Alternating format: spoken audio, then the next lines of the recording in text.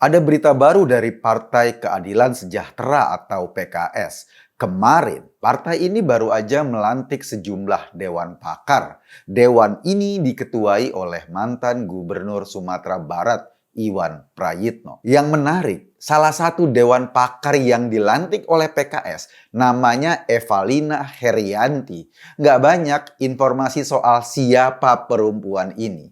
Hanya ada keterangan singkat bahwa Evalina adalah seorang sarjana di bidang pendidikan.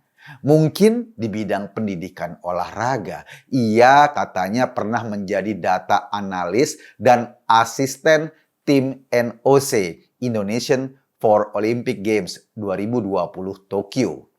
Nama Evalina nyelip di antara puluhan orang yang dilantik siang itu oleh PKS. Mau tahu nggak informasi yang paling menarik? Ternyata Evalina beragama Kristen. Ia adalah perempuan beragama Kristen satu-satunya yang duduk sebagai dewan pakar di Partai Keadilan Sejahtera.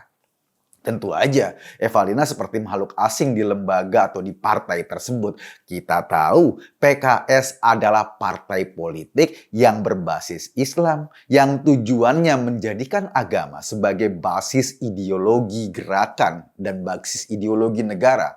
Kalau PKS menolak Pancasila sebagai azas tunggal Indonesia, ya kita mesti maklum karena tujuannya nggak itu. Karena Pancasila mungkin bertentangan dengan semangat dasar mereka untuk melakukan syariatisasi dalam berbagai bidang kenegaraan. PKS sendiri dilahirkan oleh sebuah gerakan yang diinspirasi oleh Ikhwanul Muslimin. Ikhwanul Muslimin ini atau IM adalah gerakan politik yang berstempel Islam, awalnya dari Mesir. Intinya, gerakan ini bertujuan untuk mewujudkan kekuasaan dan menjadikan Islam sebagai kemasannya. Untuk mewujudkan misinya tersebut, Ikhwanul Muslimin gak segan-segan ikut terlibat dalam berbagai tindakan kekerasan politik di Mesir. Untung aja sih pemerintah dan rakyat Mesir sadar sehingga keberadaan Ikhwanul Muslimin sangat berbahaya atau dianggap sangat berbahaya bagi kehidupan Mesir yang memang dasarnya plural. Mereka atau rakyat Mesir sekuat tenaga menahan gempuran politisasi agama untuk sebisa-bisanya menjaga keutuhan Mesir sebagai sebuah bangsa yang terdiri dari berbagai macam agama. Kini di Mesir, Ikhwanul Muslimin sendiri dikategorikan sebagai organisasi terlarang. Fatwa Mufti Mesir misalnya menyatakan haram kepada siapa saja yang mengikuti gerakan yang akan membawa pada perpecahan bangsa seperti gerakan Ikhwanul Muslimin ini. Bukan hanya di Mesir, Saudi juga mengkategorikan Ikhwanul Muslimin sebagai organisasi terlarang, dekat-dekat dengan organisasi teroris. Fatwa ulama Saudi mengharamkan umatnya mengikuti gerakan Ikhwanul Muslimin yang sering terlibat kudeta kekuasaan untuk mengambil alih sebuah pemerintahan dalam sebuah negara. Kadang-kadang dan sering juga dilakukan dengan cara berdarah. Sebetulnya langkah Mesir dan Saudi ini sih nggak terlalu aneh. Kalau kita berkaca atau kita tarik ke Indonesia, ternyata nggak sedikit orang-orang PKS, simpatisan PKS, bahkan kader PKS yang diduga terlibat dalam aksi-aksi terorisme. Di Bogor dan Bekasi misalnya, sekitar tahun 2013 atau 2014, Densus 88 pernah menangkap pengacau yang diduga merupakan simpatisan PKS. Tentu saja, PKS membantah tudingan keterlibatan dengan kelompok-kelompok teroris. Itu kalau simpatisannya yang terlibat. Tapi tahun 2017 ada yang lebih seru. Densus 88 juga berhasil membengkuk seorang anggota DPRD Kabupaten Pasuruan. Dan dia dari fraksi PKS. Kalau ditangkap sama Densus 88, apalagi kejahatannya kalau bukan terorisme berbasis agama. Artinya, seorang anggota DPRD aktif dari PKS terang-terangan, nyata-nyata mendukung kekerasan atas nama agama. Jadi, apa yang distempelkan di Mesir dan Saudi kepada gerakan Ikhwanul Muslimin, kita pelan-pelan juga ikut merasakannya di sini. Meskipun ya seperti biasa, PKS selalu menolak tudingan bahwa mereka seperti itu.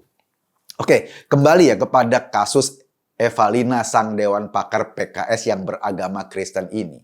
Kalau saya rasa ya, pelantikan Evalina ini cuma gimmick politik. Evalina digunakan sebagai marketing atau kemasan untuk membungkus citra PKS agar tidak dikaitkan dengan berbagai tindakan kekerasan berlabel agama. Nih, lihat nih, ada seorang dewan pakar perempuan agamanya Kristen. Tapi harus diingat, posisi Evalina ini hanya duduk di dewan pakar bidang olahraga. Sesuatu yang jauh dari inti keputusan politik partai tersebut. Bisa apa sih seorang dewan pakar bidang olahraga ikut menentukan arah perpolitikan sebuah partai? Kalaupun posisinya dewan pakar, paling nasehatin. Yang pasti menurut saya, kehadiran Evalina amat sangat menguntungkan citra PKS. Citra PKS yang dianggap dekat dengan kelompok-kelompok intoleran. Citra PKS yang sering melakukan politisasi agama. Dan bahkan citra PKS yang sangat berhimpitan dengan kekerasan atas nama agama. Akhirnya bisa dikurangi dengan keberadaan Evalina ini. Setidaknya adanya Evalina untuk mengatakan pada publik, "Woi, PKS sekarang sudah toleran loh." Saya pikir kehadiran Evalina ini nggak akan mengubah arah kebijakan PKS secara signifikan. Karena apa? Karena pada dasarnya ideologi atau tujuan didirikan partai ini kan untuk mendirikan agama berbasis syariat. Alih-alih Evalina ikut mewarnai keputusan politik PKS, malah yang terjadi sebaliknya, dia cuma dijadikan bahan kamuflase untuk menutupi tujuan-tujuan politik PKS sebenarnya. Jujur aja, saya termasuk yang tidak percaya PKS sudah membuka diri seperti itu sesungguhnya. Saya termasuk orang yang tidak percaya bahwa setiap orang agama apapun akan diapresiasi secara setara oleh PKS. Dalam aksi 212 misalnya, itu jelas banget orang-orang PKS yang saya kenal itu waktu itu gencar banget menyuarakan slogan haram memilih pemimpin non-muslim.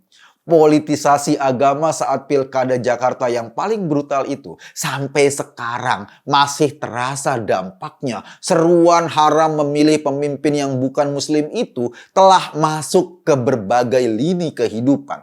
Bahkan di sekolah-sekolah, untuk sekedar memilih ketua OSIS saja, anak-anak itu atau siswa-siswa itu bertanya, emang calon ketuanya agamanya apa? Isu agama ini menjadi problem serius pada akhirnya di keseharian kita dan menghalangi siswa-siswi yang beragama Kristen untuk terpilih menjadi ketua OSIS. Dan itu terjadi di sekolah-sekolah negeri. Bayangkan isu politisasi agama sampai merasuki anak-anak kita. Saya nggak akan percaya jika hanya bermodal melantik Evalina yang Kristen, lalu PKS menyatakan diri sebagai partai terbuka. Saya tidak percaya PKS sudah berubah sedemikian rupa. Sebetulnya ya, dari dulu kalau PKS ingin saya percaya sebagai partai terbuka, saya mau dengar ada statement PKS atau keputusan resmi dari partai ini yang tegas menyatakan bahwa orang Kristen, orang Buddha, orang Hindu, orang Konghucu di Indonesia tidak diharamkan untuk dipilih sebagai pemimpin Republik Indonesia. Kalau hanya menempatkan Evalina sekedar menjadi tim hore di Dewan Pakar sih, ya nggak cukup meyakinkan saya untuk meyakinkan bahwa PKS ini sebagai partai terbuka. Kecuali ya, ini kecuali loh. Kalau nanti PKS mengangkat orang seperti Lius Sungkarisma sebagai presiden partai. Atau menobatkan Rocky Gerung menjadi ketua Dewan Syuro. Mungkin saya percaya saat itu PKS udah benar-benar berubah. Saya Eko Kuntadi hanya mengajak Anda berpikir, kesimpulannya terserah Anda. Terima kasih.